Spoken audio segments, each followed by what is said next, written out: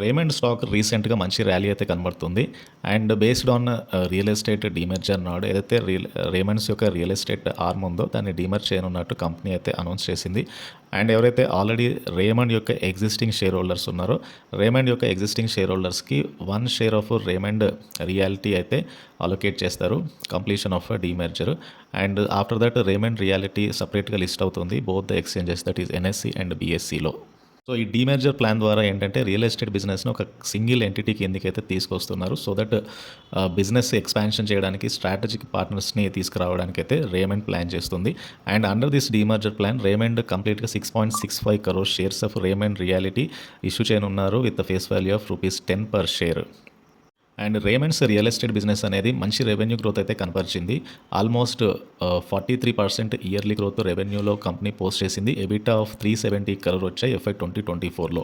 So ఏదైతే growth path ఉందో growth పాత్ని ఫర్దర్గా న్యూ ఎంటిటీలోకి కంటిన్యూ చేయాలనుకుంటున్నారు. And Raymond realty has 100 acres of land థానేలో with 11.4 MN square feet of RERA approved carpet area. And ఇందులో మళ్ళీ 40 acres అండర్ డెవలప్మెంట్లో ఉంది. అండ్ ప్రస్తుతానికైతే రేమండ్ రియాలిటీకి 5 ఆన్గోయింగ్ ప్రాజెక్ట్స్ వర్త్ 9,000 crore ఉన్నాయి తానే ల్యాండ్లో. సో దీంతో పాటుగా అడిషనల్గా 16,000 crore కూడా కంపెనీ గెయిన్ చేయొచ్చు. ఓవరాల్గా పొటెన్షియల్ రెవెన్యూ గ్రోత్ అయితే 25,000 crore ఉండొచ్చు ల్యాండ్ బ్యాంక్ నుంచి. And come to Raymond valuation చూద్దాం. మార్కెట్ క్యాప్ 22,000 crore ఉంది నియర్లీ. అండ్ 3,400 దగ్గరగా స్టాక్ అయితే ట్రేడ్ అవుతుంది. 52 వీక్ లో నుంచి స్టాక్ అయితే డబల్ అయింది. స్టిల్ 13.5 times మాత్రమే పీతో ట్రేడ్ అవుతుంది.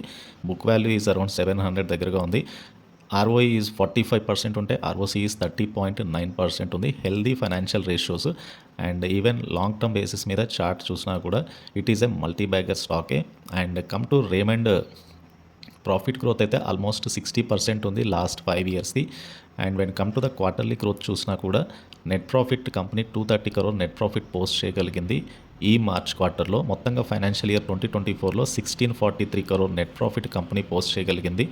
And with the sales of 9,020 crore. And company యొక్క బ్యాలెన్స్ షీట్ చూస్తే కనుక టోటల్ అసెట్స్ అనేవి 13,000కి పెరిగాయి. అండ్ ఏవైతే మార్చ్ 2023లో అసెట్స్ 8,207 crore ఉన్నాయి. సో కంపెనీ యొక్క అసెట్స్ అయితే పెరుగుతూ వస్తున్నాయి. అండ్ కమ్ టు కంపెనీ యొక్క షేర్ హోల్డింగ్ ప్యాటర్న్ చూస్తే కనుక 50% వాటా ప్రమోటర్కి ఉంది. FISకి 14.5% వాటా ఉంది. DISకి 9% వాటా ఉంది. జనరల్ పబ్లిక్ హోల్డ్స్ 28% వాటా.